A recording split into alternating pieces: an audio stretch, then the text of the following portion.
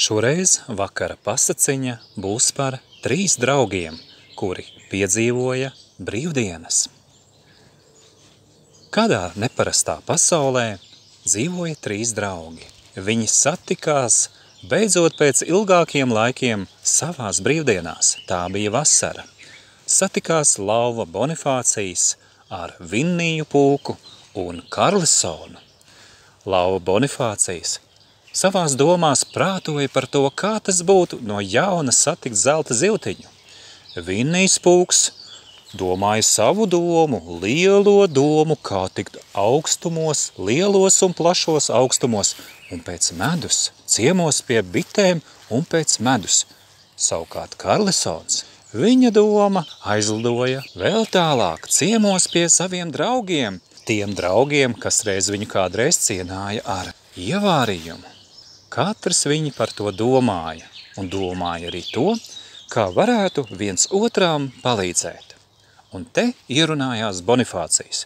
Viņš teica: Vinnija Pūka, nekreņķējies, tur, kur es agrāk devos ciemos pie zelta zivtiņas, es pa ceļām redzēju daudz bites. Pavisam noteikti tur varētu doties un mēģināt ar viņām ko sarunāt. Varbūt tur arī tevi uzcienās ar medu. Vinnijs Pūks teica: jā, labprāt. Un viņi jau sāka domāt, kurā no dienām varētu iet. Kamēr Bonifācijas Lauva teica, ka tā varētu būt rītdiena vai kāda cita diena, tikmēr Vinnijs Pūks teica: nē, šodien gan, iesim šodien. Bet viņiem pa vidu sarunā iesaistījās arī Karlisons. Un Karlisons teica: ziniet, man ir labāks plāns. Es varētu palīdzēt un jums un arī sev. Man ir propellers, mēs varam daudz ātrāk nokļūt tur, kur mums vajag. Bet palīdziet arī man satikt savu draugu un draugus. Palīdzēt tev? Kā mēs varam tev palīdzēt? Tu jau teici, ka tev jau ir propellers un tu vari to izdarīt daudz ātrāk. Nu, jā un nē. Propellers man ir. Draugi, ko satikt gribu, arī ir. Bet tas, kas man nav, ir mazliet spēka šobrīd, lai būtu propelleram enerģija. Ko tu ar to domā? Jautāja Vinnijs Pūks. Nu kā, vai tad jūs neesat redzējuši to multenīti, kurā brālīts man uzcienāja ar ievārījumu? Man jau vajadzīgs tagad, lai es varētu palīdzēt jums. Tu ko gribi teikt, ka mums ir jāpalīdz tev pirmajam tāpēc, lai tu palīdzētu mums? Viņš teica. Viņi visi kļuva domīgi. Tā tad ierunājās atkal Bonifācijas, lai palīdzība būtu Lauvam Bonifācijam, lai palīdzība būtu Vinnijam Pūkam, mums ir vispirms jāpalīdz Karlisonam. Vai tā tu gribi teikt? Nu ja, viņi domāja un domāja, domāja un daudz domāja un izdomāja, ka vispirms parunāsies ar Lauvas Bonifācija draugiem, ko viņš reiz satika pa ceļam, kad gribēja satikt un apciemot arī zelta zivtiņu.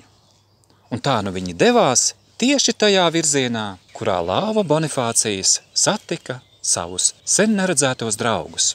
Un te nu notika, ka kādā ceļa posmā, tad, kad bērniņi ieraudzīja Lauvu Bonifāciju un arī citus viņa draugus, viņi izbrīnījās. Viņi devās viņiem apkārt un gaidīja no Lauvas kārtējos brīnumus un trikus. Taču šajā reizē Lauva deva mājienu un teica: man un maniem draugiem ir vajadzīga šoreiz kāda palīdzība. Vai jūs varētu mums palīdzēt ar kādu domu, ar kādu padomiņu? Un kāds tas būtu? Jautāja kāda meitenīte. Nu, mēs gribam viens otram palīdzēt. Palīdzēt?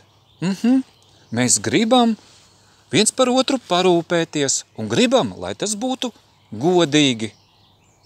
Un te meitenīte sacīja, ka arī viņa cilvēku pasaulē ir dzirdējusi tādus vārdus: mīli savu tuvāko kā sevi pašu.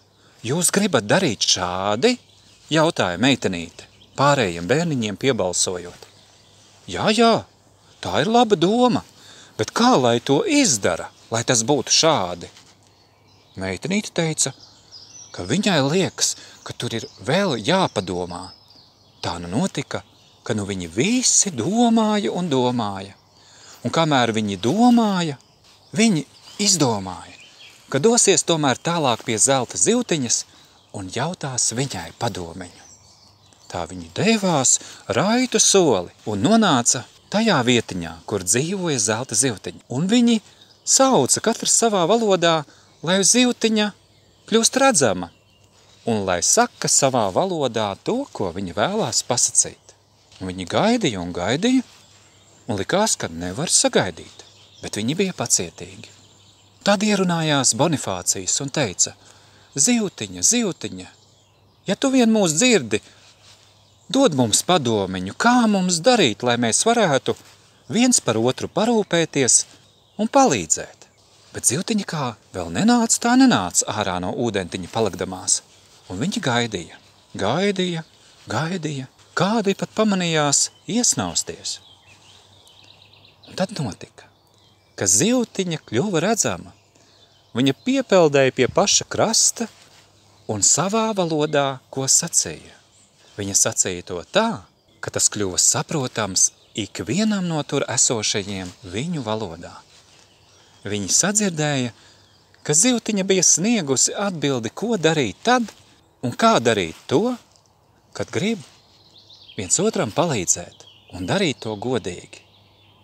Un zivtiņa pateica, ka arī viņa ir dzirdējusi zivju pasaulē to domu, ko cilvēki saka ar vārdiem mīli savu tuvāko kā sevi pašu.